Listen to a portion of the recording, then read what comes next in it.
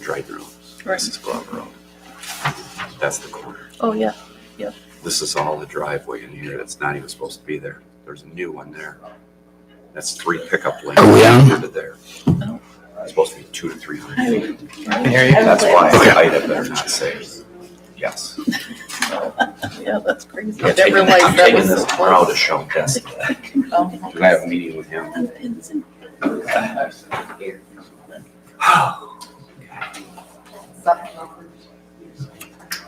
Okay, it's 7 o'clock. Open our board meeting with the Pledge of Allegiance. I Pledge allegiance to the flag of the United States of America and to the republic for which it stands, one nation, under God, indivisible, with liberty and justice for all. Thank you. Everybody's good with our agenda tonight, the board? Yep. Okay, our first item of business are budget amendments, and we should have some paperwork in front of us that's showing the budget amendments. 1, 2, 3, 4, 5, 6 of them. There's a rationale or reasoning behind each one as to why. I don't know how long you've looked them over, or if you have any questions, comments, or concerns. Now would be the time. So I had one question. I assume the 100,000 that you're looking at for the building department, that would be coming out of the building fund, right? That's where it would come up with this. Okay, and We can't use taxpayer dollars to support the building department, so yes. right, I just wanted to make sure I understood it correctly. And I guess, being not as seasoned as some of you others, would we have it? I'd like to really understand how the money flows through that department. Would anybody be opposed if I sat down with them for a couple hours and just kind of followed or had them track for me, when it comes in and how does it meander around and then what gets reported? Because I know once it gets, I'm confident when it gets to Kim's desk, it gets taken care of judiciously, but I don't know how that link works. And I'd really kind of like to understand it, if that's not a problem. Not at all. Okay. Mike. So I will do that and I'll report back if I find anything strange or that I don't understand, and maybe somebody else has a better idea on it. Sure. Okay. Sit down. Yep. Anything else from the board? I got a question on the reason under Parks and Rec. Water bill for the baseball. What does that have? We get a bill from the village for water over there that runs into their concession stand over there. So that was Oh, just it's not water in a baseball field. Huh? It's not water in a baseball field. Water bill for the baseball fields. No, we're not watering the grass. No, oh, is that what you're asking? No, not Yeah. for watering the grass. That's- That was just part of why The increase. concession stand, Dennis. Yeah. We, So I want to say their bill, it's in the bills, was like $100 and some because they took the meter out. So it's $100 fee for them to take the meter out of there. And then when they put it back in, they charge us to put the meter back in the spring.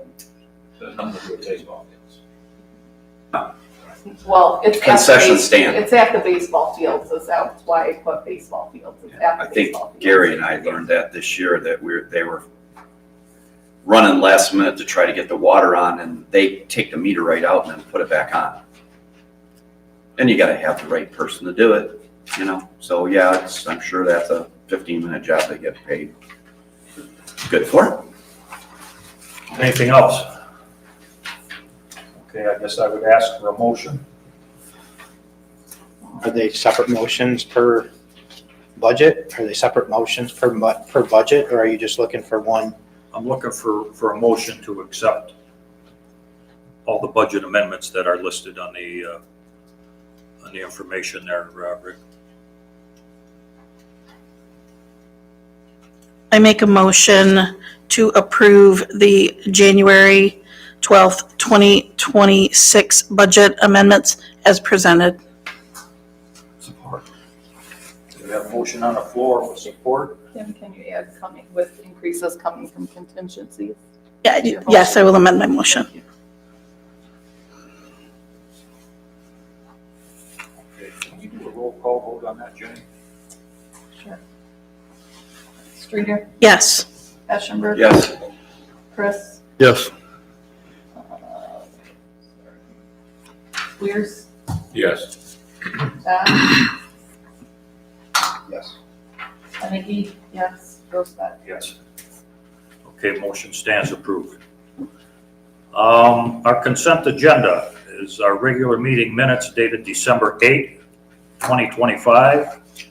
Our monthly bills in the amount of $167,332.33, and our treasurer's report. Any questions, comments, concerns, reference those issues? Nope.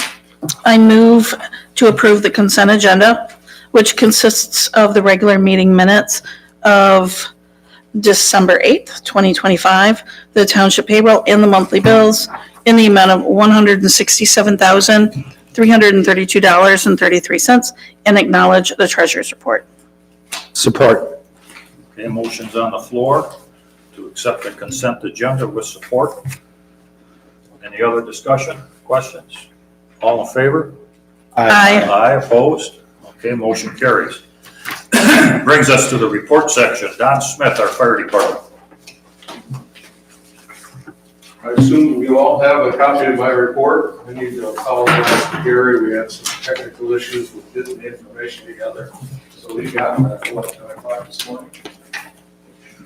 Not our usual thing. So you will see fire runs, and then the fire runs continue to stay on the high side. We had 492 calls for fires last year. That's up 50 from the year before. Total of 682 to 25, so we're pushing the daylights out at 700. We're already on 8 fire calls Wow. in January and 19 minutes. We're on our way. I did also include in the back some information on what we're responding to. We had 3 of our people chosen by the county of Superior County Firefighters Association. Jeff Ludwig, outstanding officer. Derek Stein, outstanding officer, and Bob Parcell, outstanding EMS provider. So we get a little bit of Right. Good job. The new truck is completely in service. We still have a few odds and ends to purchase for it. I think we're still well under our budget for items. So if you have any questions, I'd be happy to try. I understand there was an accident this afternoon with the school bus. Can you talk a little bit about that, if you Yeah, know? real little. Yep. Basically, the driver failed to stop at the intersection of Shoemaker, right by Genesis House and Lane. Okay. Shoemaker and Tub Springs. Mhm. She slid through the intersection, the school bus hit her broadside, put her in the ditch on the north side of the road. How she survived that, I have no idea. Wow. There was originally like 10 injuries in the children, one lost tooth, a lot of bumped heads and things. When we got all done, we only sent one to the hospital. All in all, it came out super compared to what it could have been. That's all that's backwards there. See, fire. Addison Township, is that a house? Yeah, we responded to a fire there. Oh, building? Yes, garage fire. Oh, garage. Yeah, and then one of my favorites, which I've complained about a lot, you'll look, incident type 622, no incident found. In the month of December, I started to get irritated with these. These are cell phone calls. Oh. Or somebody's cell phone calls in, they've been in a horrific crash, send the fire department. That's 3. Lapeer County was 2,500. We're set for at the end of the year. Wow. 2,500 times your cell phone called and said you were in an accident. The cell phone lights up and tells you to place the call. They just leave the scene. So statewide, we're starting to ask for some kind of remedy for that. If you look back, I think we ran maybe 18 times this year. Our little community on my cell phone fell off the hood of my car and it wasn't nice enough to stand on it. So, hey, well, you line in from the chief. Any your summary sheet, the last 2 pages done, that's number 2 on the most. Yeah, for the month of December. Yeah. And I'm surprised, you got 1, 2, and 3, and what I'm looking at here is vehicle accidents is 1. Dispatch canceled en route is number 2, and then power line down is number 3. Yeah, we still get a lot of power line downs, even though we're very fortunate in comparison to some of the other communities. When DTE did that aggressive trimming project back, maybe 2 years ago. Otherwise, we'd be getting clobbered. Some of our neighbors are just getting. So do we get any cost recovery on the power line down? Or no? We haven't in the past. Now, I think you and I talked once, Gary, about that. In the past, our policy was DTE is a huge taxpayer in Almont Township. We weren't going to pursue them. But now we're starting to look at just how long we stay on down wires. And we're starting to think about anything over an hour, we're going to ask for restitution. Since they've been at the new substation down at the end of the road, their response time's been fantastic. So I haven't had too much to complain about. We usually get there, and by the time we assess what it is, call it in, DTE trucks coming. So it's been real good. So Don, when you're ready to look at that, I actually wrote that policy for DTE. I'll be happy to help you with it. Okay. I know what they'll cover and how they'll cover it and how that happens. So Yeah, I got some information out of some of the other chiefs, but yeah, I'll use you as a yeah, resource. just give me a call and I'll get you connected with the right people. Okay. Yep. Anything else jump out on you on this sheet, Don? No? Okay. Anything else for the chief? Thanks, Don. Thank you. Okay. We have a copy of the police report from Chief Willis. Any questions, comments, concerns? Also attached to the back is the SRO letter of his activities for the month, which is something new, which I think is nice that we get that. I like that. I like it too, but I would just like to have it, where'd it come from? The officer. From And the office. basically have him sign it too. Yeah, that's from Mike Retzler. Yeah, I know, after you read through it, but it's just, here it is, December 25 report. Well, I'll talk to Mike about it. Yeah, just ask him if he could Have him put his author on there. yes. Sure. Any other questions, comments, concerns? Police report. We all should have a copy of our assessor's report. Incidentally, I guess Mike and I were talking to the assessor this morning, Andrew Yankee. He tells us that there's about 40 new builds going on, residential new builds, and along with Jimmy's storage. So you're going to see a taxable value increase. Now, some of them are being assessed as partially complete, so you're not going to have the full assessment, but that's quite a few. So it's interesting to know. Any questions on the assessor report? Okay, ordinance enforcement report. That is something that we are going to discuss a little bit under board discussion. Today's report is like it's always been, copies of the field inspection slips. But we may get into that a little bit later on tonight under board discussion.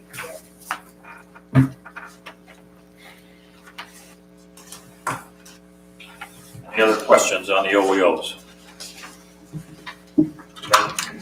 No. All right, we're going to move along then to public comment, and tonight we have representatives from Comcast here, and I plugged them into the public comment. We have a Jennifer Jambar, correct? Okay, and Benjamin Miller. Director of Community Impact is Jennifer, and Director of Government and Regulatory Affairs is Mr. Miller. So we've got about 10 minutes, folks. If you could give us a little quick rundown on what your plans are. Absolutely. Thank you, Mr. Supervisor, and thank you, members of the board, for having us. As was articulated, I'm Ben Miller. We've had a few changes in the office. I am now the Executive Director of Local and Government and Community Affairs, and Jennifer is a Senior Manager for Government Affairs. But that's most relevant for you because Jennifer is assigned to Lapeer County. So as what we're about to talk about goes forward, Jennifer and I will be working hand in hand to ensure that that is delivered as promised. As a way of quick background, the broadband program we're here to talk about, BEAD program, is part of 2 tranches that came from the federal government that were started during the pandemic.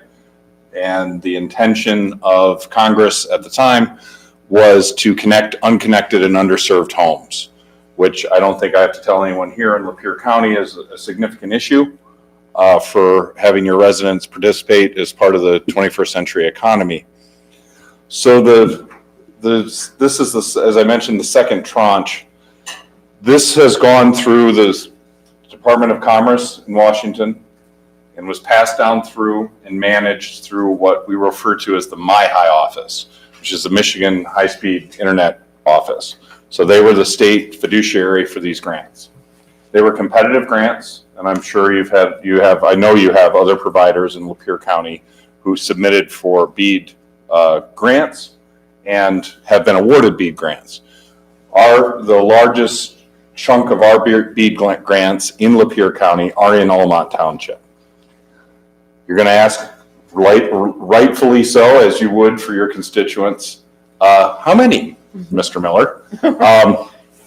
Unfortunately, whenever the federal government and the state government get together, there tends to be a few hiccups along the way. I know, everyone's stunned. But where we are in the you are here phase of this process, the preliminary grants have been awarded. So that's why we can stand up here and tell you we're going to be building some broadband in Almont Township. What we don't yet know, and I will tell you why, are exactly those addresses, exactly those cross streets, exactly those passings. We will have them fairly shortly. What we are in now is the various alphabet soups of federal agencies and state departments have gone through most of their processes. And now we are in the highly technical sub-grantee phase, where our state attorney general and our state MyHigh office are arguing over the exact language in these contracts. These sub-grantees, if you think about it, the federal government granted to the state grants to us, so on and so forth. The contract language is being worked out. Once we have that contract language and what we are required under the grants to do, the number of homes and the different parameters under the program. Once we've signed those, then we will come back to all of you. We will be able to give you dates of expected start. We'll be able to tell you the homes that will be passed. We will present to you, we'll work with you all to fit for your agenda, a pre-construction meeting. So that not only will you have us as your first resource for questions as residents come to you, what is this truck doing in my driveway? Why is there somebody with a trenching tool in my front yard? What is the right of way? What isn't the right of way? All of those things that I'm sure you are all really excited to answer. You will send those to us. We will help mitigate and solve those problems. But what you'll also have in that pre-construction meeting is the manager from our team who will manage the contractors who will do the actual work. You will meet the contractors who will be doing the actual work. And in the interim before all of that, we will have worked with you to establish our franchise, work through the traps and the permitting requirements that Almont Township has, that Lapeer County has, and all of those things to present you in essentially a bucket of what you can expect over the next 3 to 4 years for that project. We have, under the law, up to 4 years to complete the projects. It is never our intention to go right through the end. But, and Mike can spend lots of time with you afterwards talking about some of the challenges in deploying broadband, both over in the air and in the ground. But we will work through those and we will solve to deliver on our grant for Almont Township. Okay. Jennifer, you have anything to add, or are you good? No, I'm good, thank you. Okay. I think we're at 5 minutes, Mr. Supervisor. Got 5 minutes left, right? Yep. Hey, I'm in government affairs. We'll take our wins, we can get them. So the plan is, when you get more information to come back, we'll have another session to give you the time you need to question and answer. Yeah, so that you can prepare and think about the different, you want to ask your constituents their questions, all those things, bring them up. We will have an interim step where we will have to get a franchise, the Local Franchise Act, which is, we'll put in front of you, and you obviously get to kick our tires then too. But then throughout just kind of give you a preview as to what you can expect over the next 2 quarters, call it. But we expect by the summer to give you some pretty hard and fast data about what we're going to do, where we're going to do it. I have a question, real quick. So this internet service is going to come through a wire, yes? Yeah. Yep. Wires are going to be strung from the poles. There will be where there are utility poles. Okay. Yeah. Next question. What happens when Comcast, the fire chief's going to love this one. What happens when Comcast decides they don't want the wires anymore and they just walk away and leave the wires? Because our fire chief has said many times before, all these wires that are in Almont, when an ice storm comes by or a tree limb knocks it down on the ground, the people aren't even around to service them anymore. They're obsolete. Yep. Is there anything in your package that says when you walk away, you take that down? We've never walked away. Okay.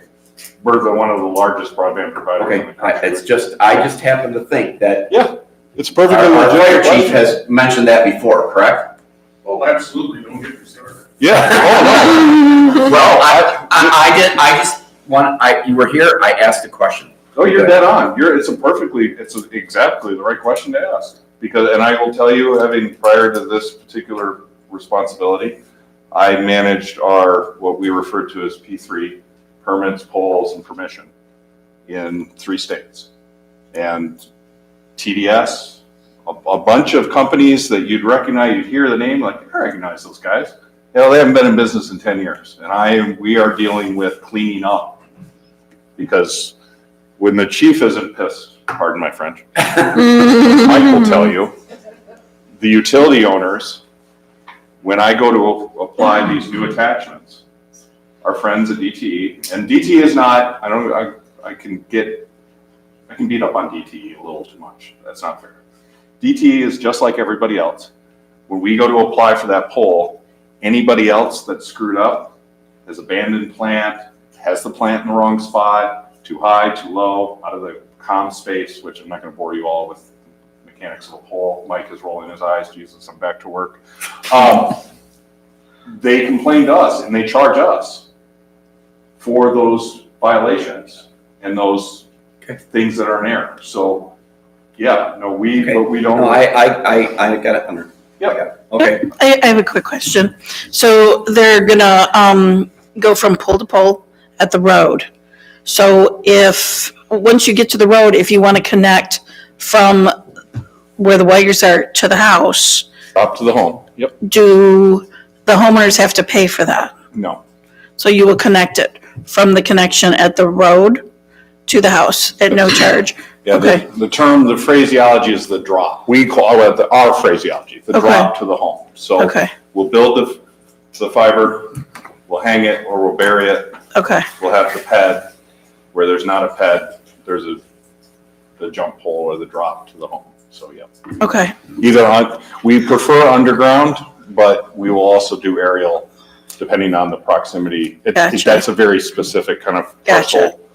and Show me the parcel. then obviously you would not connect to the house until those residents have signed up and, made all their initial Absolutely. applications with Comcast, and it is not free. Comcast is not providing free service. Just want to clarify that. I appreciate that very much. I'm sure our bosses in Philadelphia appreciate it very much too. Okay, good.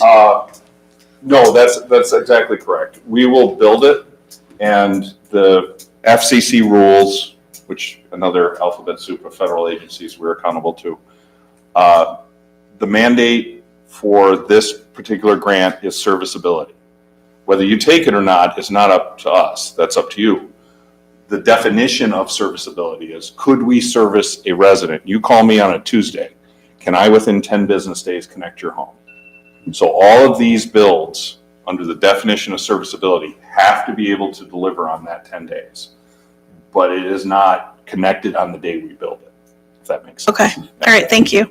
Thank you, Benjamin. Appreciate it. Oh, you can call me Ben, unless I'm in real trouble with you, Gary, then after Benjamin. Gary, no, we're Ben, before you go, I got one other question. There is a small area of Almont that another provider was awarded. And by the way, I did call the MyHigh office and I talked to them because I understood that there was the other three providers that were really pushing to get Almont. And I said, okay, well, what happened? Well, they did convey, their opinion was that we hit the home run getting Comcast. They said, you're better off with what you got. So I'm sure you guys are highly thought of there. It'd be news to us in some Yeah, days. But thank you for that. hey, we're going to take that back. We heard they like us. But what is the name of there's one, a United something, or there's another group that's doing a small part of Almont? Or did you guys actually end up getting awarded all of it?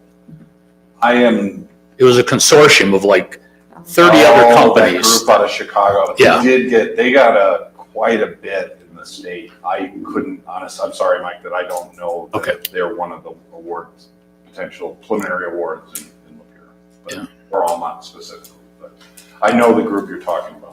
Okay. Yeah, they had just mentioned that there's a small piece of Almont that went to them, and I didn't know. I would assume, we all know what assume stands for. I would imagine that MyHigh, acting intelligently, would have ensured that that was not like nestled within us, that it would be adjacent. They said it was Like most of ours should have contact. western edge of Almont Okay, somewhere is what yeah. they told me, and then Yeah. that was it. That Okay. probably tracks. So they'll probably have some sort of plant coming from Genesee. Okay. I would imagine that they're just tying off there. And when ballpark, not going to hold you to it, ballpark, when do you guys think you would be ready to begin with the pre-construction rollout? I think it is my understanding, the Attorney General and the MyHigh office notwithstanding, by their own deadlines, they can't fart around forever. They have to have that done by the end of February. Like they're running up against it if they don't have that language finalized. It'll take us, typically it takes about a month to hammer out some of the back and forth, what this term means and that term, and well, if that doesn't work, and well, if you say it that way, then we can't do this. So I suspect April, certainly no later than May. All right. I'll set Mike. Gary, I had a question. Does this provide the infrastructure also for television? Yeah, yes, we are both. We still do TV. As I don't think anyone here would be surprised to learn that cords are being cut. But we will be a full suite of services. So everything from landline, video, home security, Xfinity Mobile, all of the features that we offer as a company. So you go to our website now and say, well, if I wanted this, well, that all those things will be true. Okay, thank you. Yep. And it's fiber optic. Yes. Great. Yep. Thank Yep. Everything without boring everybody with upstream and downstream. We build this will be an HFC build. So it'll be a fiber backbone and then coax to the home. So the bulk of the build will be fiber. All set? Thanks, Ben. Thank you. Thanks, Ben. All right, thank you all very much. We're looking forward to working with you all to deliver this for the community. We're looking forward to getting Thanks you for the guys time. in, believe me. Thank you. Any other public comment? Okay, we'll move on to new business. Planning Commission appointment, Tracy Kowinski. Tracy approached me some time ago asking to be reappointed. Tracy's been doing a good job on the Planning Commission, so I am going to offer Tracy a position on the Planning Commission with board approval. Her new term would expire December 31 of 2028.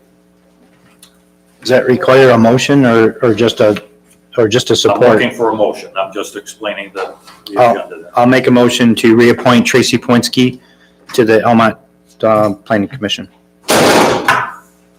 Stay with term ending. with term ending what Gary said. December 31st, 2028. Support. Okay, we have a motion on the floor with support. Any further discussion from the board? Thank you, Tracy. All in favor? Aye. Aye, opposed? Okay, motion carries. Thank you, Tracy. Yes. Property tax poverty exemption. We go through this every year. We get guidelines from the state of Michigan. You should all have a copy of that guideline in front of you. Any questions, comments, or concerns from the board reference this document?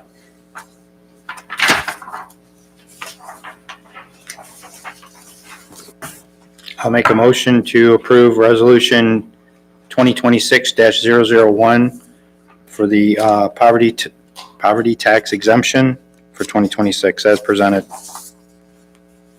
Support. Okay, motion's on the floor with support to approve the poverty exemption for 2026-001, and that will be a roll call vote, please. Dodge, Yes. Chris, Yes. Ashenberg, Yes. Streeter, Yes. Swears, Yes. Kennedy, yes, Brookside. Yes. Okay, motion is approved. Number 3, Ferguson Cemetery Farming, Josh Vandlenberg. Not sure on that pronunciation. You should have a copy of a letter dated May 31st, 2019, where the Ferguson Cemetery Association granted Mr. Vandlenberg permission to lease 5 acres of land east of the cemetery for a dollar amount of $200 per year. We've had some verbal discussion amongst board members in recent months and with Mr. Vandlenberg. It's the considered opinion that Josh is actually maintaining that section of the cemetery for us so it doesn't go fallow. Randy mentioned that it would be nice if we could get Josh to put it to a hayfield rather than maybe corn. But at any rate, I guess we're going to look for a motion to that effect that Josh is able to farm that land without payment to the township because he is maintaining it, is actually doing us a pretty good favor, actually taking care of that piece of property. So if somebody wants to fashion a motion, I actually drafted something up. I'd like to make a motion to approve an amendment to the May 31st, 2019 Memorandum of Understanding / Agreement between the Ferguson Cemetery Association and Josh Vandlenberg regarding the rental of land for farming purposes effective January 12th, 2026. And moving forward, Almont Township and Josh Vandlenberg agree that he will continue to farm approximately 3.5 acres of land adjacent to his property as previously agreed. No annual payment shall be due as Josh Vandlenberg will maintain the property, eliminating the need for Almont Township / Ferguson Cemetery to pay for lawn cutting services for the land in question. Support. okay, there's a motion. We have support. Did you get all that, Jenny? Read that back now. I'll support it. I already All right, we got 2 supports. I Okay, any further board discussion? can it be free? Pardon me? Can it be free or does it have, No, it can be free. I think because he's. Does it not have to we're be a saying he's dollar or maintaining something it, for the keeping contract? It might have to be $1. That's all So I'm that it's asking, an is it actual might have to be transaction. $1 because of the transaction. Well, I'll pay the $1, I just want to make sure we do it right. And that's why because we were, I'll get the dollar out of it. It's not the money, it's, I think in order for it to be an actual contractual transaction, there has to be consideration, and that's the $1. all right, I will amend my motion. $1 shall be due per year as Josh Vandlenberg will maintain the property, eliminating the need for Almont Township to pay for lawn cutting services for the land in question. Okay, we have support? Support. All in favor? Aye. Opposed? Motion carries. Number 4, Emily City Summer Tax Collection for their schools. This is something that we do annually. Kim, do you have anything to add to that? We should have a document in front of you. Yes, we do this every year. Right. And they ask us in writing to collect taxes, summer school taxes on their behalf, and they will pay us $4 per parcel. There's about 135 parcels, so that will be $540 that Almont Township will receive from them. So I would like to make a motion to approve the summer tax collection for the Emily City Schools at a rate of $4 per parcel. Support. Okay, we have a motion on the floor to approve the Emily City Schools tax collection for 2026, and we have support. Let's do a roll call vote on that. Streeter, Yes. Dodge, Yes. Swears, Yes. Eschenberg, Yes. Hennigy, yes, Chris, Yes. Grosbeck. Yes. Okay. Item number 5, Deputy Supervisor raise per Human Resources Manual. A couple months ago, I asked for a deputy supervisor. We all know why. And that deputy supervisor has been given the task of reorganizing, if you will, our cemetery records, which is actually, and I'm not pointing fingers at any one person or board, but it's something that's been neglected throughout the recent years. She is finding areas of that cemetery that there's discrepancies on certain graves where they were sold and put in the wrong spot per our records. They're coming up quite often. So at any rate, she has, according to our Human Resources Manual, she has met the 90-day requirement, and I guess would be in line for a step up. So any board discussion, questions, comments, concerns?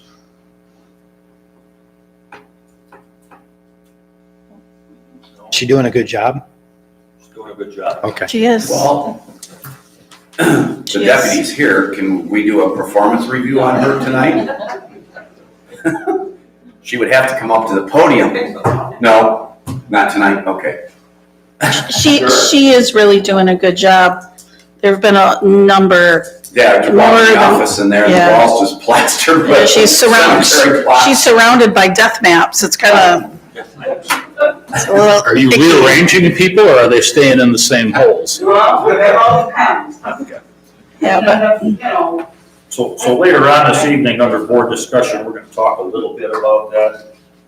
But at any rate, so I'm looking for a motion. I would make a motion then for the deputy supervisor to fall in the,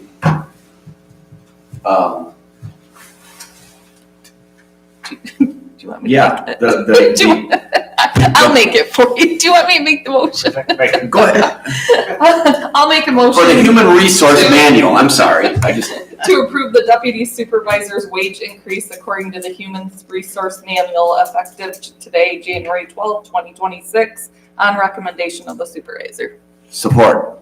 We have a motion on the floor with support for the 90-day increase for the deputy supervisor position. Any further discussion? All in favor? Aye. Opposed? Okay, motion carries. Thank you, deputy. thank you. I just want to make a quick comment. Stacy, I'm going to get to you, okay, under board discussion. And maybe you and Cindy can collaborate a little bit on that. And we also have Tracy Kowinski here tonight, just to go over a few things with the cemetery. But last on our list here, number 6, is Wade Trim audit proposal. So Caitlin is here tonight representing Wade Trim. And we also have Kevin Villanueva, our chairperson of the Planning Commission, and of course Dennis Swears, our liaison. So Caitlin, I'm going to, I guess, let you take the floor, Sure. okay? So it's nice to see everybody again since being signed aboard.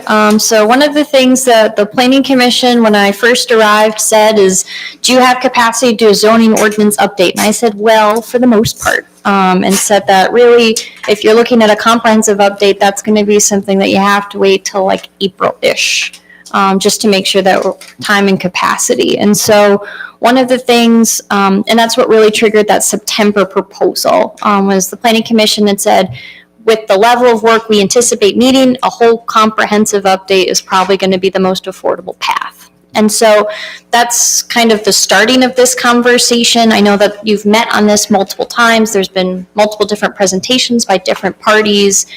And one of the things that was asked into trying to make sure that we put this in more bite-sized pieces is to take out the audit portion, and that's what's in front of you tonight as well, is the new proposal dated in January to just do the audit portion.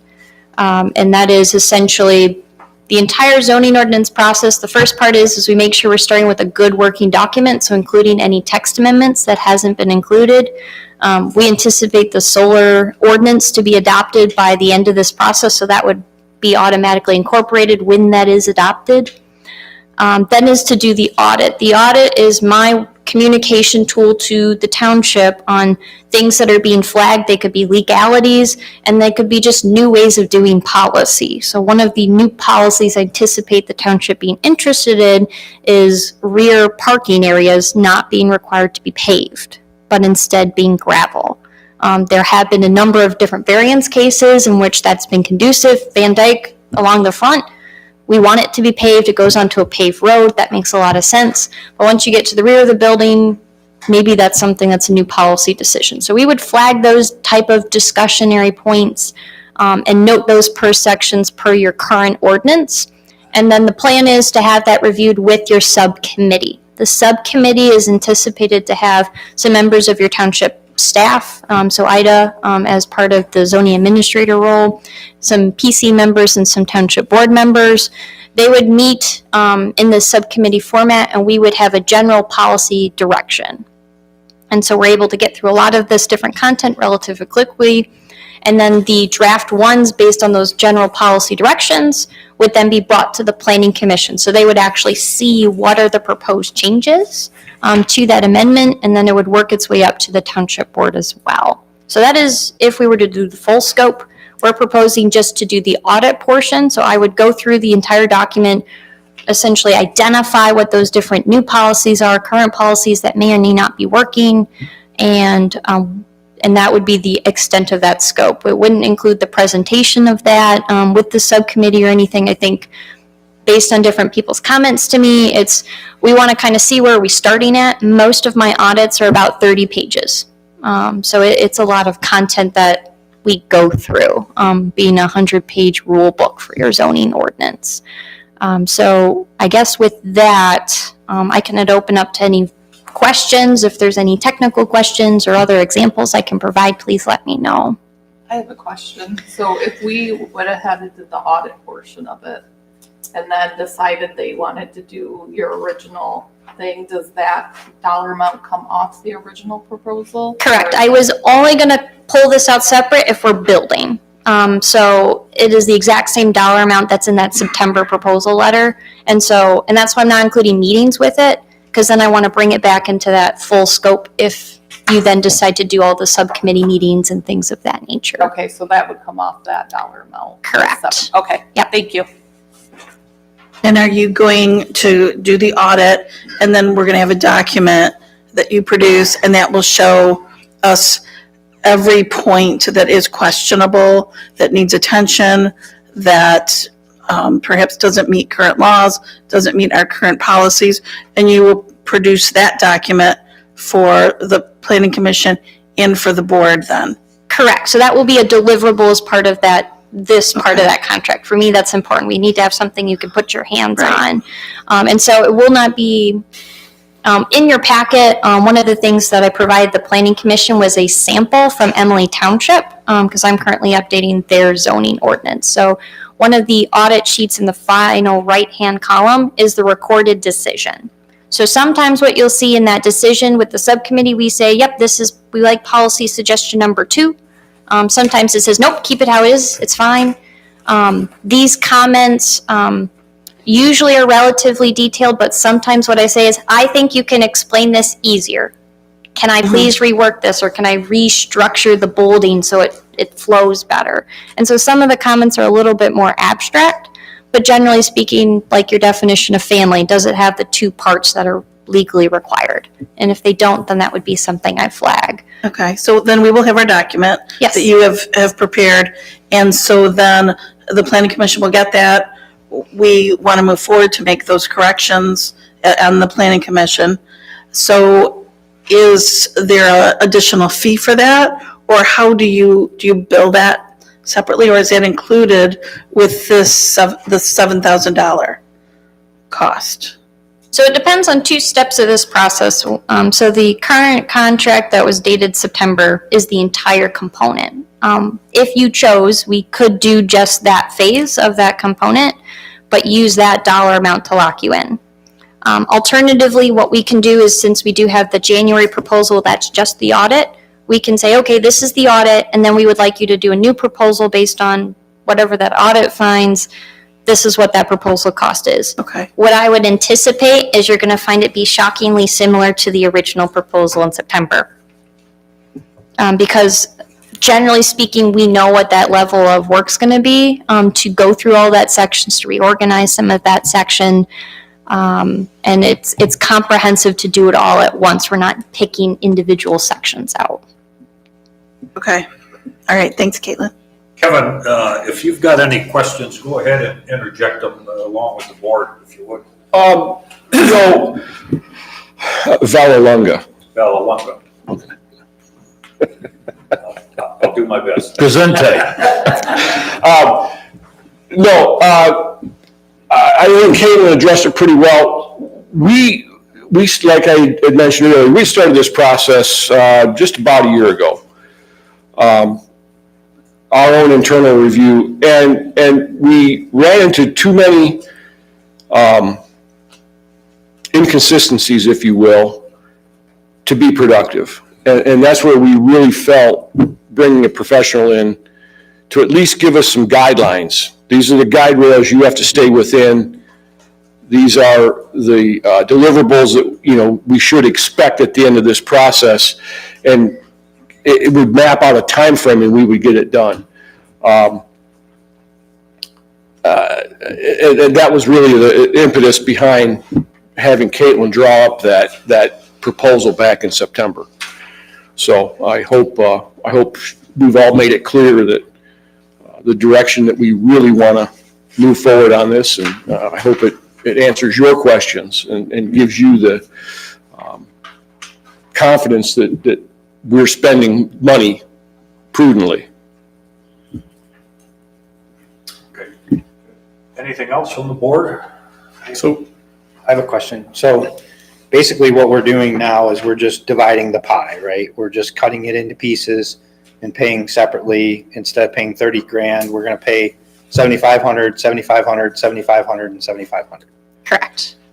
Is there any way that we can save any money on this? I mean, you kind of alluded to the audit is probably going to reveal that the numbers already given are going to be pretty accurate. So are we just kicking the horse down the road? In general, I would say yes. I think you're really just kicking that can down the road. And we have done different proposals where I have an understanding for like lump sum. If it's a budgetary component, we say, hey, we cannot spend over this amount because we want to budget half of this project in the next fiscal year. So we can throttle that on our end to ensure that certain portions of that are making different fiscal year goals as part of that. The only thing I can think of, but it's not really that beneficial, is you can cut me going to subcommittee meetings and people can read the audit and then they can tell me what they did. But part of the value is having me actually explain. So when I said this is a new concept, here are your pros and cons of this concept, what makes the most sense to you? So though that is a item I can take out of that proposal, I really think your subcommittee is probably going to spend more time spinning their tires trying to think, well, even if Caitlin sends an example, what is the pro and con of doing this policy? And so I do think that the current proposal is pretty competitive with other firms if they were to do a zoning ordinance update and ensuring it's a quality product. So Caitlin, when you're finished, just so I understand, because I think I heard the explanation you gave Kim, we would then know there's been a lot of confusion as to how outdated or how out of line or how inconsistent or how whatever the ordinances are. So at the end of the audit, we will know that. Correct. This is where we have weaknesses that's been identified. Misspellings, mischaracterizations, all that stuff gets identified. Correct. Right. I won't typically mark up clerical errors. I do that as like a general catch-all, just because then my 30-page report's probably going to be like 50. But otherwise, we'll have a picture of this is how good or how bad our body of ordinances are. correct, right. or just new policy that you could debate over or things of that nature. Correct. The next step of making the necessary changes, if you say it should be, no pavement required in the back and our ordinance says it does, and we say, okay, we got to change that. We're free to make those changes with or without. We can decide how far we have to go to take that next step to implement the corrections to the mistakes that you found, right? Correct. Okay. And there is something in your proposal. It says an additional proposal to complete the zoning ordinance update with draft language and adoption process can be submitted to the township at that time. Is that the other $23,000 to do that piece? Yes. But if we decide we want to do that piece differently, we have the option of doing that differently, right? Right. Yep. That's why I left it that way. I just wanted to make sure I understood. I was the one who asked that you guys bifurcate the project, and I appreciate that you did that. And to me, we're not losing any ground by taking a first step, because whether you do nothing or do something, you've got to know what you don't know. So this is a good idea, but I just wanted to make sure I understood the next step. So, okay, cool. So, Caitlin, are you, as part of the audit, looking at involving the subcommittee that would be members of the planning commission and the board as part of the audit? Are you doing that is Wade Trim doing that independent of anybody from the planning commission? So this proposal for January does not include any meetings to explain it. And so that's where I said, if I provide this deliverable of this audit, let's say it's like a 5-page as opposed to like my 30-page, which is what I'm more anticipating. That's something then I think you can just have a general discussion at the planning commission level and say, okay, if it's a 30-page audit, this is clearly going to be something that we want to do option A or option B. If it's a 5-page kind of going through those different things, we think our needs are actually making this a text amendment process. Then we can talk about that. But it doesn't include the same number of meetings or those components to explain those audit components, because that's really where those costs built in for drafting one and going through all those explanations. So in your project scope of work, say Wade Trim will draft required notices of the township for township's consideration. You mean public notices? Correct. So for this stage, there would not be any public notices, but that's a carryover from the September proposal. I'm not anticipating any public hearings on the audit portion. Correct. So the audit is going to capture specifically the challenges that the current ordinances have, but your overall proposal, the original proposal, is more encompassing to best practices, other communities have learned a better way of doing business. We can walk through this ordinance, there's a ton of problems. Right. But there's a better way of doing things that the audit may not reveal. Nope, the audit will do that too. Okay. The audit is intended to be an internal and external tracking tool. So if, again, some of the comments might be, this can be reformatted to be easier to understand.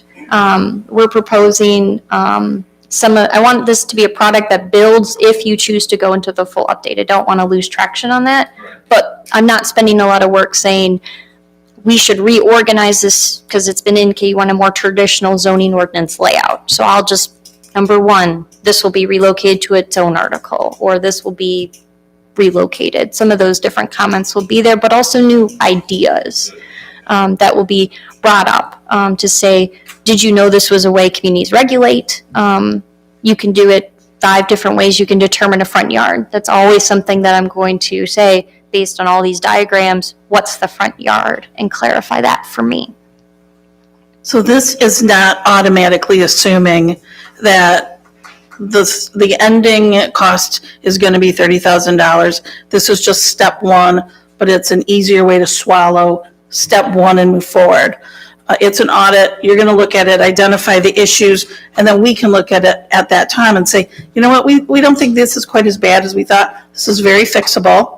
Without going to the $30,000 mark, we can kind of keep it in range of something a little bit more tolerable and economical, but still bring the ordinance into the legal realm that we need it to be. Correct. Okay, great, thank you. But I will also say that as far as planning commission experience, you two, myself, and the 6 other members in the last 2 or 3 years have seen things that we could do better. Absolutely, And yep. that's coming from actual Mhm. cases that have faced the planning commission. Mhm. I can think of the tower. I can Yep. think of a number of things, to be honest with you. Mhm. So, and I'm not sure the audit will reveal what we feel from experience on being on the planning commission, that's going to be something that the planners will feed to Caitlin over time. Yeah, well, she's always been so responsive. Right. I'm sure as long as you guys give her a feel of the direction you want to go and the policies you're looking at, you'll be able to get a good grip on what they're looking for. Yes, so the audit is intended to have general policy direction, things of that nature, and then if you choose to go into the draft one phase of that project, that would then be where you say rubber hits the road, what does it actually say, and how do you modify it to say that? So, still got one other question though.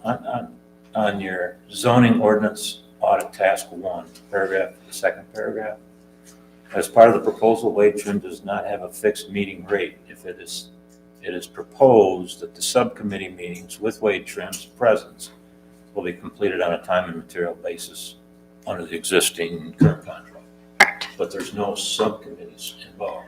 So I guess what I was trying to do is that because you're getting the audit report, you may or may not choose to do this full update.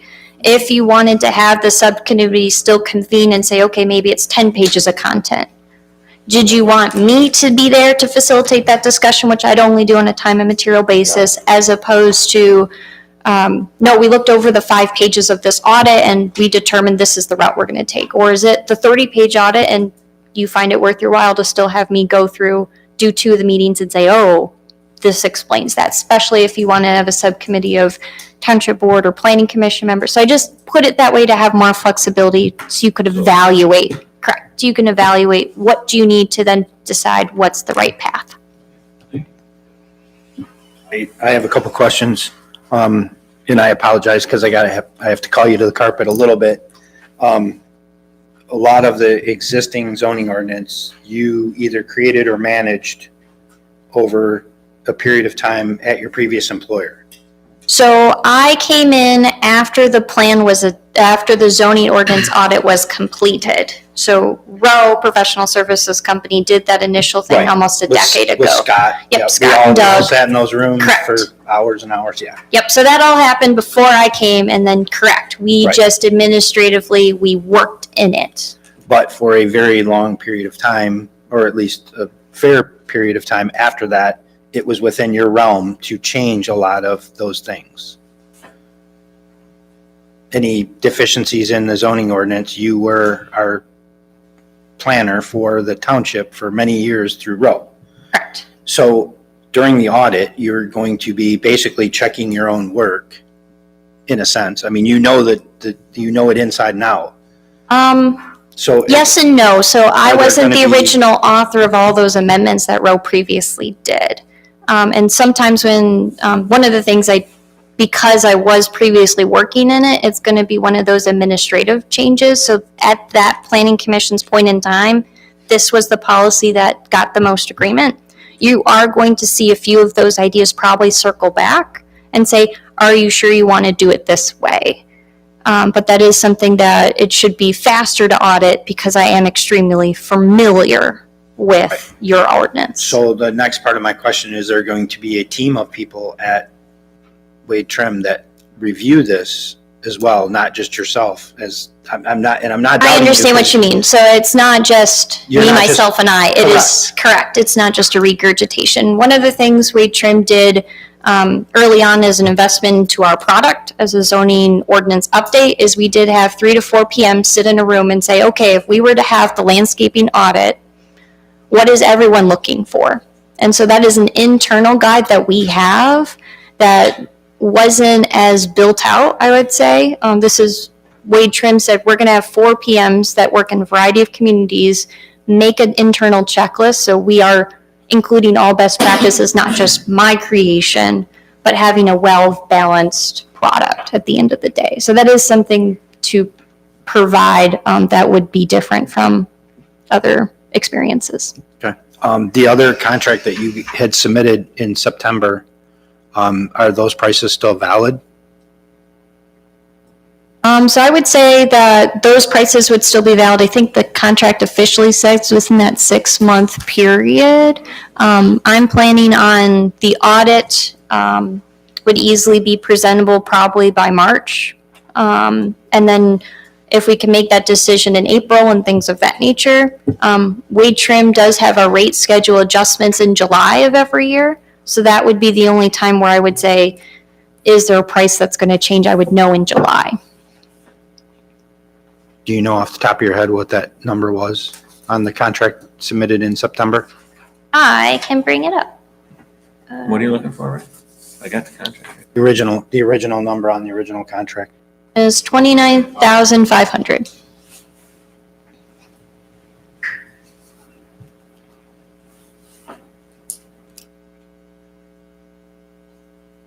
I mean, where I'm at with this is we're just gonna cut this pizza into different pieces.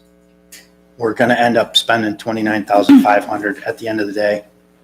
There may be some opportunity, but based on what I've heard, it doesn't sound like there's gonna be an opportunity to save $500. Unless we implement the changes that the audit points out based on what the audit says. The audit says you've got 5 deficiencies. And if the planning commission is capable of putting in the language or proposing an ordinance that erases those deficiencies, then you make the changes.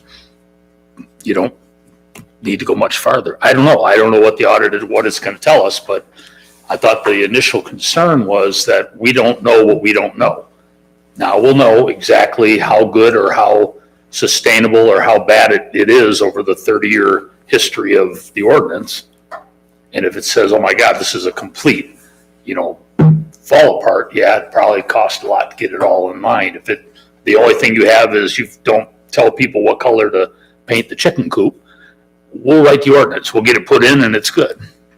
I think the steps doing it in steps might make sense without jumping in and saying, yep, my car's not running, I'm going to go start shopping for a Lamborghini. I'm going to say this is taking it to a mechanic to see what's wrong with it first before you decide whether you need a new car. So. Yeah, I don't think it's a given that it is going to be a complete, full, necessary need to spend the $30,000 and do the whole thing. I think we're doing our due diligence to do it this way in steps. And if it needs CPR to bring it back to life, we'll look at that. But if it just needs a Band-Aid, and obviously I'm, kind of, exaggerating a little bit. If it just needs a couple Band-Aids, we can do that and it won't cost the $30,000. I think that's a good first step. Absolutely. Right. And I think we owe it to the residents to have explored all of this, correctly and thoughtfully before we go ahead and make such a big jump. So but I have no problem with doing this at this time to just get it started and see where we are. I mean, Caitlin's the expert. She's been doing this a long time, and I trust her. So I trust that you're going to come back and give us the honest goods with it, and then we'll go from there. I have a question. So in the 29,500 number that you provided in September, you are going to go through and do this basically audit like you're going to do right now. What happens if there was, and we've been talking about 5 mistakes in there that you're going to come up with the audit for the $7,000. What happens if there's 35 mistakes in there? Is that $29,500 going to take care of all those mistakes? It would, and one of the other givens in the full update is the full reorganization. So that was one of the requests, is that they would adopt it into the Wade Trim brand, in which we would reorganize the entire document. So yes, let's say 5 edits would be done, but then all the reorganization. Okay. So my thing is, if you do the audit now and you find 30 of them mistakes, or 35, is that going to cost us more in the long run now that we're going step by step? Because it sounded like the $29,500 was a package deal. You were going to do everything from start to finish. Now we're just kind of piecing it together, and are we going to end up down the road at, say, $35,000? I don't anticipate that cost really going up in the quite a lot of projects that I've done. We kind of more or less know, even if, like, say I'm rewriting one entire article, it's very easy for me to go and rewrite that article. I think when the expense comes is when you have the patching your jackets philosophy, or you're patching your roof. If you're coming back and doing that 10, 15 times a year, that's more expensive. But with this audit, what that's going to do is it's still going to streamline and say, these are all the sections. Now we're going to make the choice. Are we making all of those changes to Article 12 or not? So even if, let's say, my audit comes back as a 50-page audit of all these conflicting components, I'm still only going in there once to fix it 3 places. So I do anticipate, I don't know that whatever number of audit pages I find of issues, I still think we're going to be around the same thing, because I'm not redoing an article. I'm going through it once very thoroughly and making those corrections. I guess I would have a question just based off of what you asked. So if we do the audit right now and you come back and say it needs a whole rewrite, it would just be the $29,500 minus the 7, and we could pay that full amount, correct? So to me, you would do the audit to see where you're at, because right now we have really no idea exactly where it's at. So I don't see any detrimental thing doing the audit first. And if she comes back and says it needs completely redone, we're still going to be at $29,500. Correct? Right. With the total minus, we're paying the $7,000 now, but. Yeah, and as Rick had mentioned, the only thing I can think of that would impact that is that we do rate adjustments at the July. So that's the only thing I can think of that my supervisor in re-looking at a new proposal would be evaluating. But if we sign that proposal before July, Correct. it would be in that. Which is why I gave that initial thinking that this audit would be produced by March. And so then you would still have April, June to kind of evaluate what's the right path. I just want a good document for the Plan Commission members. That's my goal. Support. Are we prepared for a motion? I got a couple more questions. Okay. Let's be clear, the audit is only on the ordinance. In other words, Correct. and so synchronizing the master plan with the ordinance That would is still the be, next step. well, so it would still be brought up in your audit. So you gotta look correct. at the master plan as well. I am. Yep, and so one of the anticipated recommendations from your master plan that I think will tweak is the number of zoning districts. So you have right now about 4 commercial zoning districts. You have your office, B1, 2, 3. And so your current master plan supposes to put that all into one. And I want to have the policy discussion to understand what that means. So if you specifically, one of the attitudes of previous administrations is that anything south of the village should not be very high intensity. I never want to see a McDonald's down there. I never want to see a drive-through. And so if the answer is never, then you do a different zoning district. Because then it's a special land use, and how can you argue if there's traffic concerns when there's nothing out there to impact traffic? Oh. So that's the only thing I think of, and I know previous administrations have also thought of the Van Dyke corridor as a whole, and a lot of in that master plan is fully industrial or fully commercial. We kind of said, well, we kind of want to roll that back and be a little bit more thoughtful on different nodes or different clustering of commercials, so it's not just wall-to-wall suburbia, strip malls, blah, blah, blah. And so I think that's what we need to consider is potentially doing 2, which is still consistent with your master plan to consolidate, but being very tactical where you are now. The master plan's a 20-year future. So that would be one of those master plan discussions that would come up into the audit. I want to make sure that I'm building into a product. It's full encompassing is my intention. That's why the price point's also the exact same from that audit is I'm doing everything, pulling that out separate. So you're able to, previously, when we talked about the September proposal, this would have been a special project. You would have started in April. I think I said I couldn't do draft 1s by April because of capacity. This is different. So this timeline is more or less what I'm hoping it would be. Get started right away. Yes, so I would start that auditing process to put it into my workflow. I would probably need at least a month to then review your entire ordinance, provide that audit. Anticipate around March is when that would be able to start. And if we chose to do subcommittee meetings at that point, so trying to keep within that original timeline still.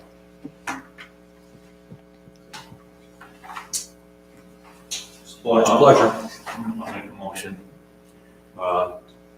I move to approve not to exceed $8,000 for the wage trim audit proposal of Almont Township zoning ordinance as presented and dated, is it dated January 5th, 2025?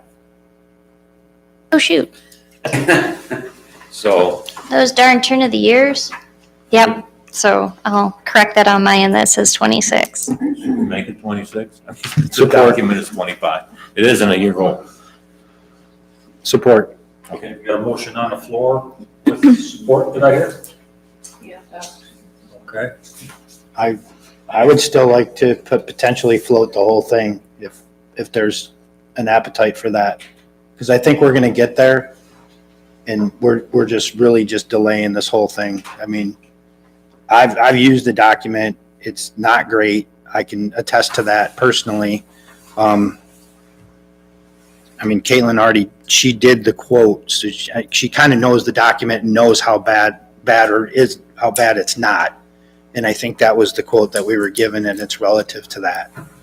So that's my only thing. I'm fine with going with just the audit at this point, if it doesn't impact us later. But it's another hour long in the meeting or 2 hours or whatever, and we're just going to get there anyways. It's going to need to get done, whether we do it, they do it, or whatever. But we don't know that. Okay. We don't know what we don't know, so So currently, Yeah. we have a motion on the floor. Did we have support? we did, Yeah. it was Rick. Okay. All right, well, That was just my let's go comment. with the original motion then, unless you're gonna retract the motion. I don't think you are. No. Okay, so we have a motion on the floor with support. Any further comments, questions? Okay, let's do a roll call vote, just to Swears, solidify it. Yes. Dodge, Yes. Chris, Yes. Hennigy, yes, Streeter, Yes, Eschenberg, Yes. Grossbeck. Yes. Okay. Thank you, Caitlin. You're welcome. You got some work ahead of you, right? I do, quite a lot. Get it right this time. All right, That's the plan. that completes new business. Board discussion. Public comment. I'm sorry, public comment, anything from the public? Go ahead, Joe. Thank you all, board members, for that. I think getting this thing meshed with the master plan, the extensive rework on the master plan is really the right direction to go. So I want to thank you for that. And also thank you for reappointing Tracy. She's an invaluable resource to the township with her history and knowledge of just about everybody and everything that's gone on in the last 35, 40 years. So she's only 29. I don't know how she did it, but nonetheless, thank you, and I appreciate that. Okay, thank you. Anything else from the public? Don? I have a couple of things, really. There's a structure that's appeared at the corner of Dryden and Glover Road. Yes. Almost, I would say, in the right of way. Correct. That's a dangerous corner. What is the purpose of that structure? Purpose of the structure? Yeah. I'm assuming they're gonna sell farm products out of that. I mean, it would be my. There's no parking, it's not even. Yeah, it's being addressed and we've, Randy and myself, I don't know if anybody else has talked to the road commission on that issue so far as the ingress, egress. Go ahead. I'm meeting with Destin tomorrow. I have a meeting with him tomorrow. He told me that when he was the engineer, he's the manager there now. He told me that the setback for a driveway was 200 to 300 feet from an intersection. There is a driveway right all the way around the curve there of it. Yeah, there's like a pile of gravel. No, you can drive right in there out the corner. Then there's another driveway that's put in 3 pickup links down the road, which none of it is. Apparently, somebody came in here to the zoning administrator and told the zoning administrator they had permits from the county, which they better not have, because tomorrow I'm meeting with Destin and he's supposed to give me the spin on this. So, no, we have another complaint here that we're going to talk about under board discussion, I believe, too, about it too, that it was here. But no, it does not belong there. I think sight distance is going to be trouble. The driveway to the east on the north side, the county truck was turning around there and hit a car coming through the intersection. Yeah, it's a bad spot. Absolutely. Then the last one, Gary, is our ordinances are living documents.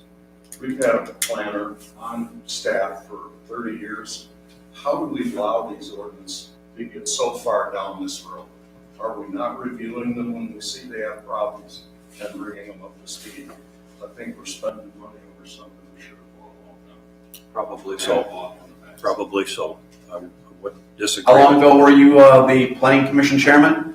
I don't know. You tell me. I was a young man then. All right, thanks, Don. Anything else from the public? Okay, let's move on to board discussion. The OEO report spreadsheet. That's a project that Mike, Ida, and Kim actually have been monitoring, and myself somewhat. Mike, I'm going to defer to you on this. You came up with a spreadsheet, but I'm understanding that it's not exactly the way we want it yet. So, Am I right, or? well, so Ida put together, she sent one to everybody to look at. I think it captures the intent that we were trying to meet, and that was taking all of the 10 or 12 ordinance enforcement reports that we get at every meeting and put them in some type of a chronological ongoing listing in a spreadsheet, and then highlight where we need to pay attention. So color code it, if it's to make sure there's some rigor. An event came in and Joe was dispatched to go look at it. Here's what he found. And they gave him 30 days to fix it. Did they fix it? If they didn't, what was the next action? The intent of the spreadsheet was to show everybody, here's what's going on with all the different OEO activities, rather than us getting them and saying, God, I saw that 2 months ago. And then you got to go back through and look and see, what was it the first time? Oh, this is the third visit. And it was an attempt to straighten it out. Ida took a really good shot at putting together a good spreadsheet, but it was intended for the board to take a look at, make recommendations, make changes, tell her or tell me or tell Kim what you think should be modified. Because if you would like to see it that way, we're going to make sure that February, that's what we start getting. So if we'll take a week or a week and a half, I believe she put most of the things that you saw in the OEO package were loaded into that spreadsheet. There's also some guidelines that are put on the new entry form that explain how it's supposed to roll out. Are you comfortable that the timelines are adequate, or does there need to be more specificity? I don't know. It's for you guys to look at and to say, yeah, when it comes in, within 15 days, Joe should be out there. Within 30 days, there should be another letter sent out. Should it be a registered letter or not? We put together a whole list of criteria. Some of them were incorporated, some of them weren't, but it's not my document, it's not Kim's, it's the building department's, but that's directionally where it was supposed to go. So if you want to change it, we can stick with the process that's there. I, for one, don't feel like I understand all the steps of the OEO process and where I should be alarmed or where I should say, just another, tall lawn. This is intended to point that out for us. So the downfall is you need color coding to really, what's nice is when you can look at a spreadsheet, track something through and it gets to the end. If it's green, you don't have to worry about it. If it's red or if it's yellow, you pay attention to it. I don't think you have a color printer, which means, do we? Okay, when we were talking about it, I didn't get any, we have one when I was talking to Ida. So you'll get an 11 by 17 sheet or a full spreadsheet. It'll all be printed in color. You look at the red stuff. The other stuff is on track and within the timeframes that are stipulated in the guidelines. That's what that was all about. So Rick, I think you made some comments in past meetings about getting some type of spreadsheet in order. So it's a work in progress. You wouldn't have each and every field sheet like you're getting now. You would just have the chart or the spreadsheet to look at month to month at your board meeting, so. And if everybody could also take a look at the updated ordinance enforcement complaint form. I do not see where the address of the violation is listed and the description of the violation. And those are two pretty critical things that we need to have to track. So just, if everybody could take a peek, see what pops up and to them, what you'd like to see, what you think we could improve on, and just please let me or Mike So know. the procedure probably doesn't need to be on the complaint form. It would be a separate document. It would be a separate document. So that it doesn't drive this to be, like, if it's gonna be 2-page, let's have more meat on there rather than just the repetitive procedure. One thing that probably needs to be on here is, is this a repeat offender? We'll use tall grass, for instance. There's a number of them that this is just every 2 or 3 months, it's the same one over and over and over again. And the spreadsheet would show you that because it shows, first contact, second, third, and it puts the date of each.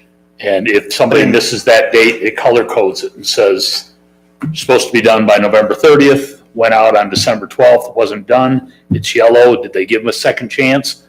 What's the new date? They went out, did it happen? So you can see, and if they go out the first time and it gets taken care of right away, it's green in the first column and you just let it go. It got taken care of.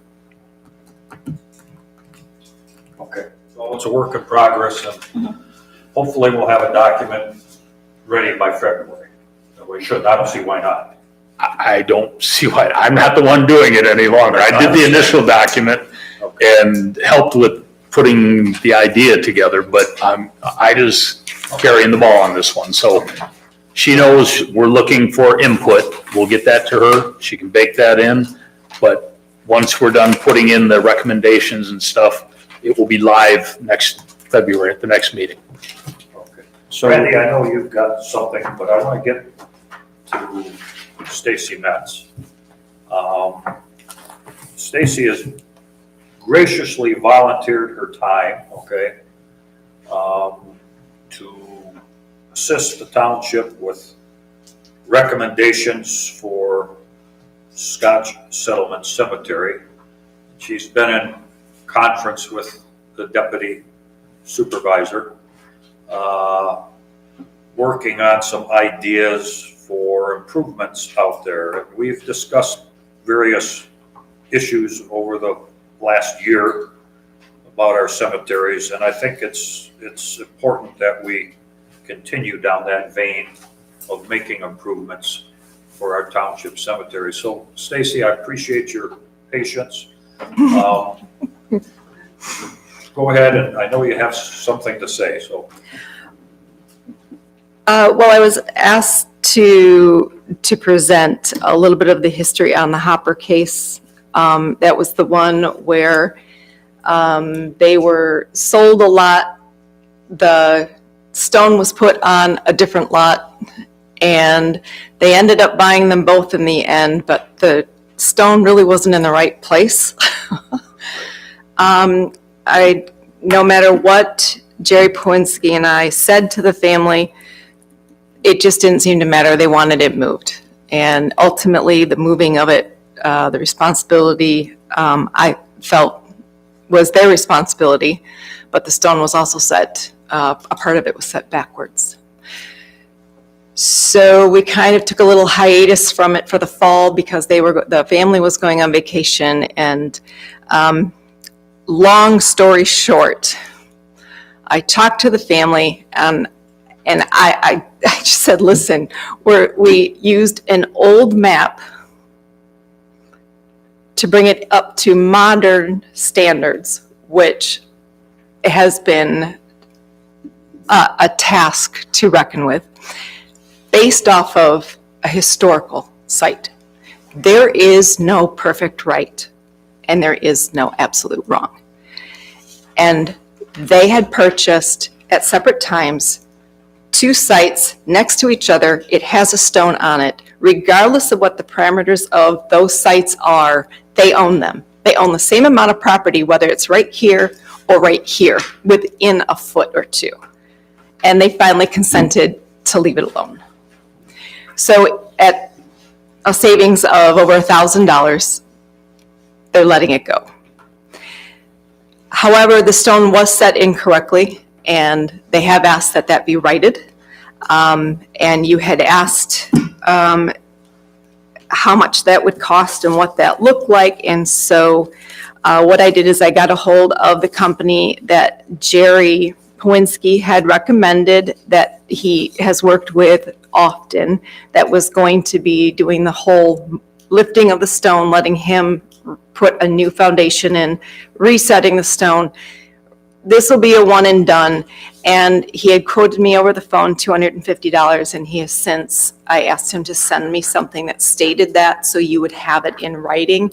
And he and Jerry can hash out when it happens in the spring. That will not be up to me, but I do have it in writing if you would like that. Sure, This sure. is the quote. It's from Cat Monument across the state, but they do have an area representative, so Yeah. that's who's talking.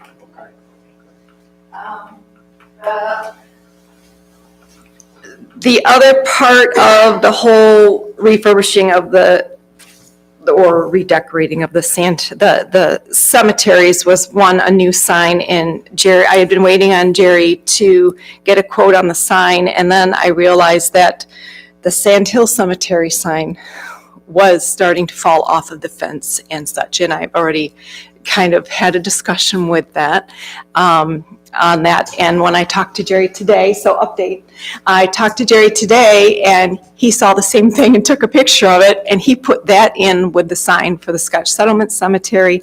So that quote is forthcoming, but I do not have that information for you right now. That was just an update today. The tree service, it's not something that I need to talk about. You already okayed it, and we're just waiting on it to be put on the schedule. We're waiting to hear back from them. But I was talking to Jerry today, and he would like to be a part of that also. I had asked before that a township representative, be out there, and he takes care of the cemetery, so he feels that he should, have eyes on that too, and I think the more the merrier. Because we want to make sure it's done correctly. We want to make sure that if they're not, whatever the case may be, there needs to be more involvement than just the guy going out there and doing it. There needs to be representation from the community. I agree. So that's all on that. The landscaping quote, I do have a quote that I am working on, but it was asked of me to find out if we can do it in a way that when we have the 3 quotes, which we've been doing, rule of 3, get, something to choose from, can we get an approximate budget and allow the companies to take that budget and show us what they've got based off of some guidelines that we give them. Like, okay, 5 trees across the front, simple. We're going for simple but beautiful. And so I didn't know if that was possible, and that does not have to be decided now, but in the future, I would appreciate it if you would think about that and let me know if it can be, so that we all know what we're dealing with and we level the playing field. And that was asked of me today, and I said I would ask about that. And I don't know what that looks like yet, but it's something that it sounds fair, it sounds reputable, so we can discuss that later. The fence quote, I do have a fence quote. This is my copy. We did make copies for all of you today, so I don't know if you want to take one and pass it down, or how you want to do this. Sure you've got it. This is only one. I'm still waiting on one, but some other things have come to light with it. One is that it didn't have a fence, so why put a fence? I don't know. If safety, keeping things off the road. Did you want one of those? Do you have one? I do. Okay, you do. Thank you. Nope, that's enough. So although I have yet to actually go and visit the neighbors and figure out what everybody wants, it may not be as necessary as it was, because every time I pull up there and the people that have vested interest in this, that have loved ones there, as myself and the Hamilton family and a couple other families, it doesn't really need a fence, but it needs something. And the way it has been left, I understand now why it's been left that way, because it takes a really long time to get it into action. So with that, we'll talk about the budget. We'll get some whatever going on. We'll make sure that it gets taken care of. It's just going to take some time. And again, that's not something we need to beat into the ground. It's just that people want to see something nice. That's the bottom line, is that they just want it to look nice and not just wide open. So we're working on what that looks like, and I don't know what that is at this time. The last thing I want to present to you is a restoration budget. And the reason I say a restoration budget is because I had gotten permission to call in a company to come out and take a look at it. It's called Carter's Cemetery Preservation. I noticed what they did on Kidder Road in Bruce Township. They were doing a beautiful job, and I literally just stopped in. I was told that they were there. They said, go take a look, ask questions. So I did, got the card, got a hold of the guy. He came out, and what I asked him to do is to map out the cemetery based off of section. And because there was a church, that section, the graves are relatively new and there's not as much attention. Plus the other end doesn't have so many, but what's right in the middle is the old 1800s section. And it is in, some of them are in very, I can't say that with a straight face, a grave disrepair. And it needs a lot of attention. I mean, some of the stones are really bad off. So what I asked them to do was to take a look at it, and what they did was to go around the cemetery, take pictures, write down names, and tell me exactly how much it's going to take to restore that individual stone, so that when they go by zones in a certain section, they can say, all right, we're going to do these, and they can check them off. We don't have to pay for it all at once. It can be done over a period of maybe 2 to 3 years or 3 to 4 years. I don't know. I also know that in talking with Jerry, that he is also interested in doing some restoration work, but with the idea of presenting 3, I don't know too many people that do this kind of restoration work. So I at least have this gentleman's, and then if Jerry would like to present one, he may also do that, and he was a part of a conversation I had with him about this. But I thought it was you need to have something to choose from, and this guy does really good work, and I'm sure Jerry does too, but we need to get a quote on that, and this gentleman was willing to take the time to do it, and so I have every grave with a price that we can prioritize and do the worst first. It's really, up to what you guys feel you want to do. So I will hand these off to you. I know it's a lot to think about, but there's been a lot going on. And so you at least have this in your hands, and hopefully we can get something started where, Well, I understand why you've taken a keen interest in Scotch settlement, okay? And that's a starting point. We've got 4 cemeteries. yeah. Depending upon the board's flexibility with finances, I would like this to be a starting point in improving the looks of our heritage, which is our cemeteries here. So, Well, I understand that there's already been a very good start, and there have been positive comments. I think it's on the Ferguson Cemetery. Wow. yeah. Yeah, that was a really nice job. So undoubtedly, there is work that needs to be done. This is a way to kind of prioritize and taper it, or, do it in stages and make it be a little more affordable. But, I'm just the giver of information, so I'll pass it out. I certainly appreciate your input, Stacy. Gary, do we have a set of guidelines on what the statutory obligations are for the township with respect to taking care of We do have a cemeteries? cemetery ordinance, okay? I can get you a copy of that tomorrow or whatever.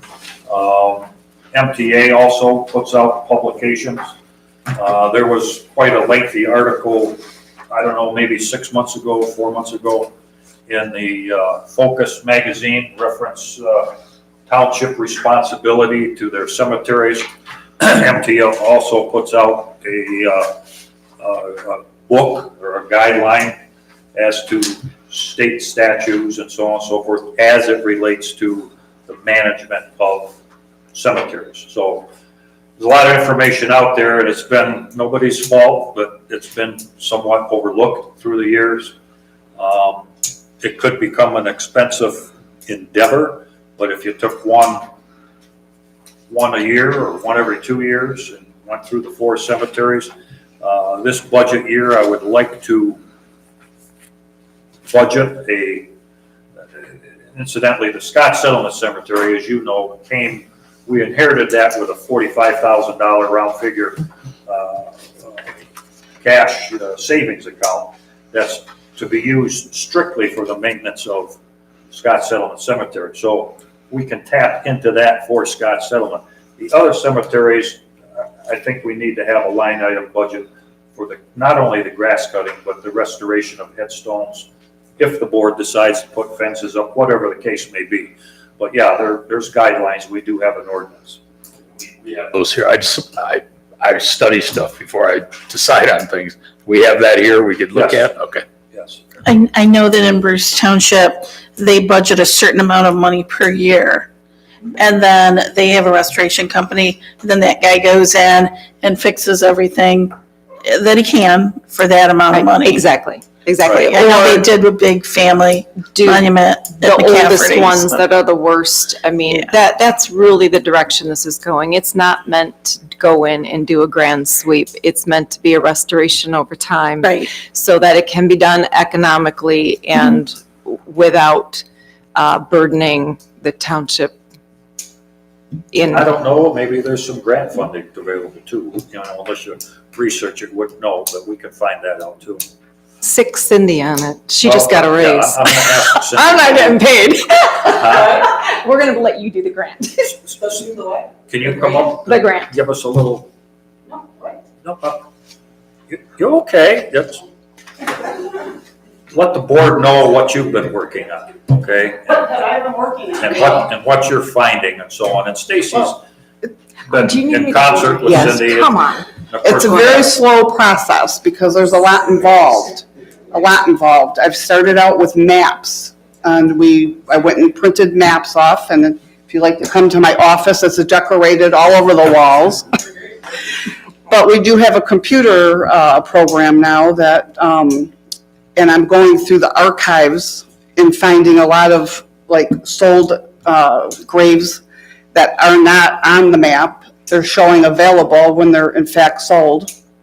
So we don't want that. We don't want to be reselling grave sites. Or they're probed and there's something there. Yeah.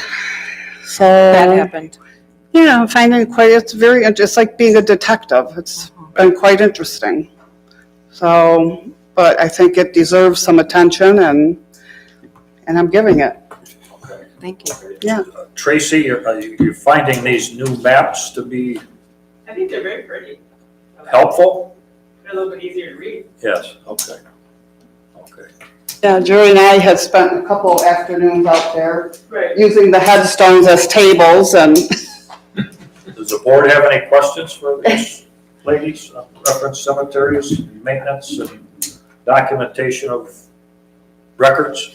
And when the weather gets nice, I plan on going out in the field and actually walking the cemeteries and checking the maps and verifying things that way. Because I really think that's the only way, True way. right, that you're going to correct everything. And that's going to take probably years. Yeah. So I have a question on the restoration. Do we have to have permission from the owners? Typically not.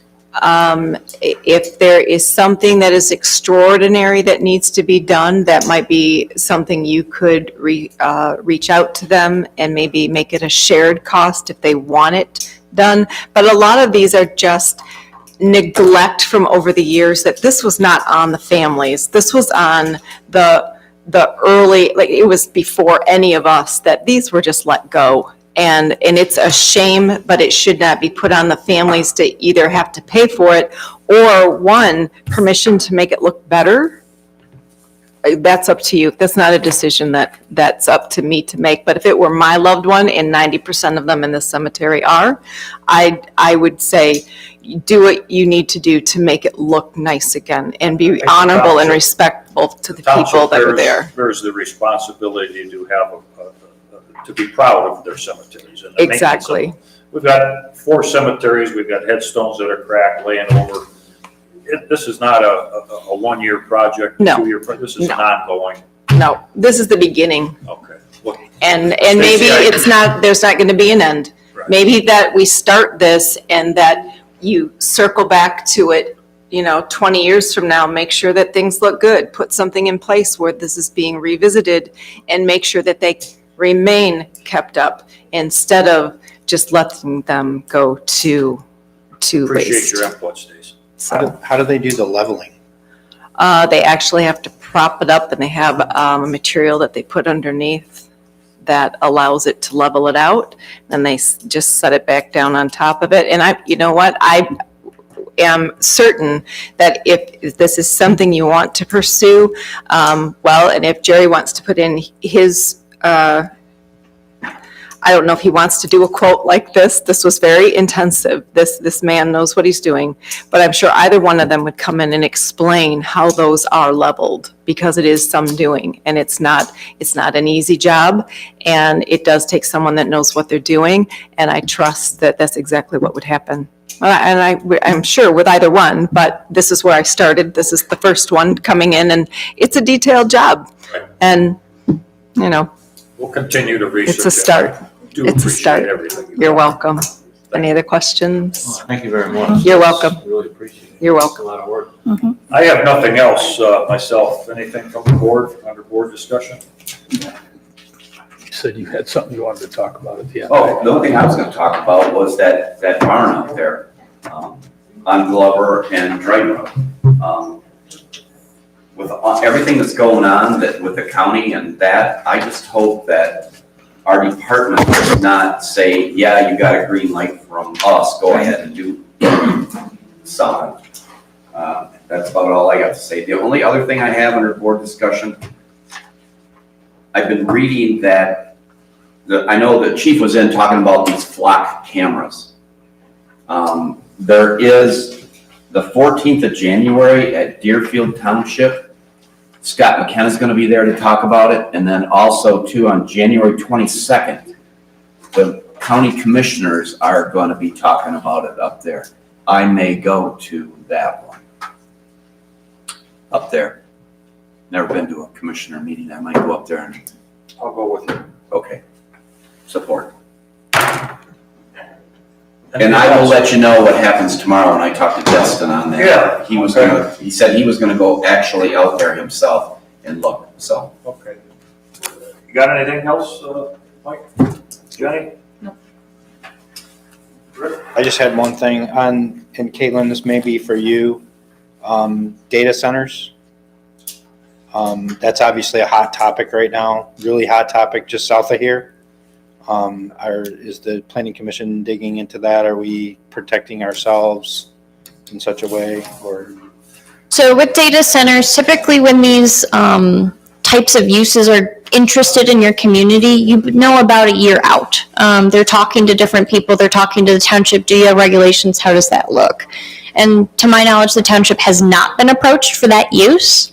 And so that would be a new use that we would identify in our zoning ordinance audit to say you don't clearly address this use. And so we think you should create regulation that addresses that use, in which I think by the end of our zoning ordinance procedure, whatever that may be, I think you would have something in place where you need to do that. One of the nice things is generally you know these things are coming.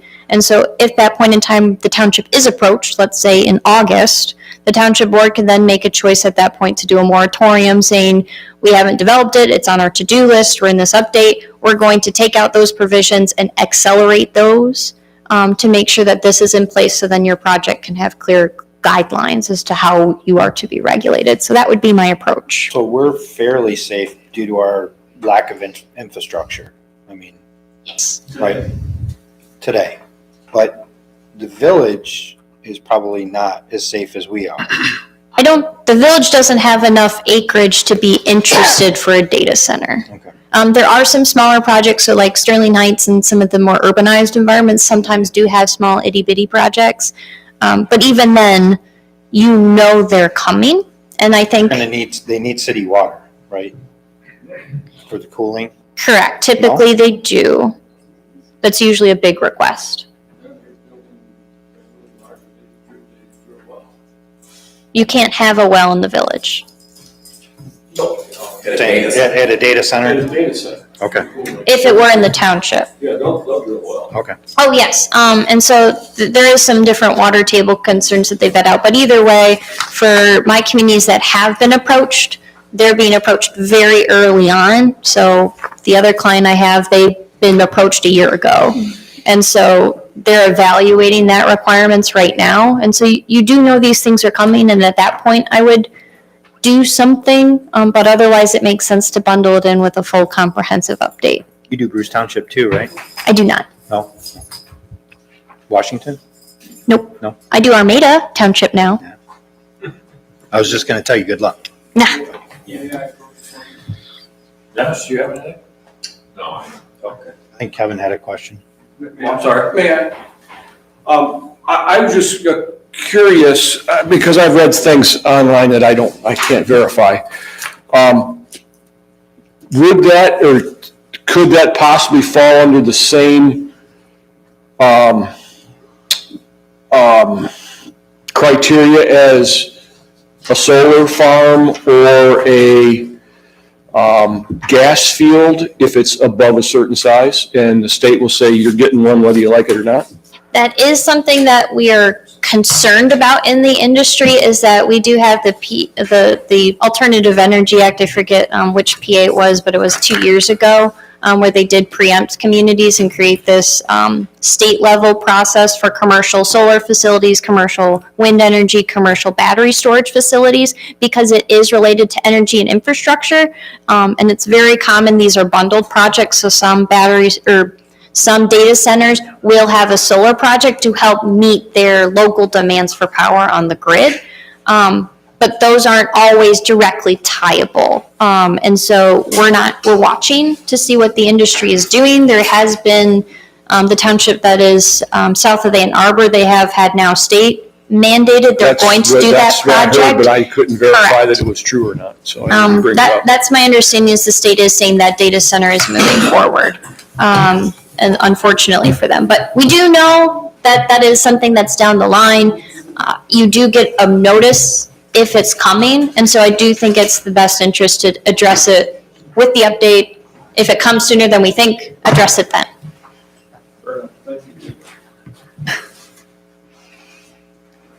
I have one more, if you're interested. This was left in our box. Yes, that's a project review. I was going to go over that next month, but So I see, since it's no longer a valid review because the planning commission has not renewed it, what are we doing about Ray Shavers? well, that's a good question. His site Okay. plan expired, he is full on in Right. business. He's not compliant, he put in the scale. The fire truck cannot get in there and turn around without driving over a scale and destroying it. There's issues out front, the engineered field that was supposed to, that went through the engineering board review. There's Last- a number of issues with that site. Yeah, the last correspondence that we had was under the last administration Sorry that I frustrate you. with, that's okay, with, No, that's all right, we don't have to talk about it. You guys seem to be irritated that we're extending the meeting, so with that's Bob fine, you can just Seibert. adjourn it. Bob Seibert has told us to stay off his property, so I don't know how That's we why- enforce it, staying off his property. I can field another phone call to Mr. Seibert and ask him for direction in that regard.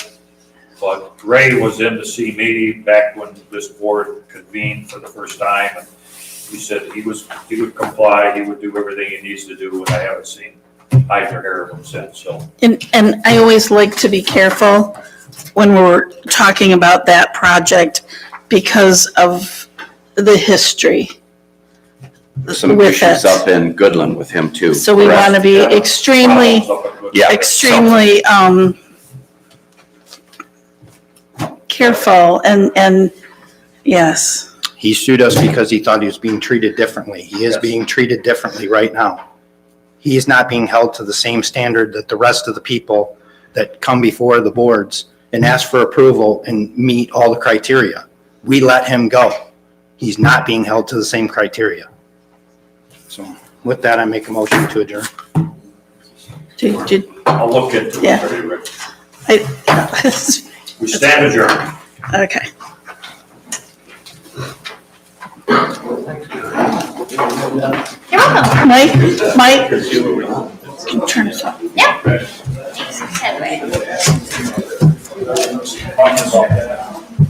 Hold on, Gary.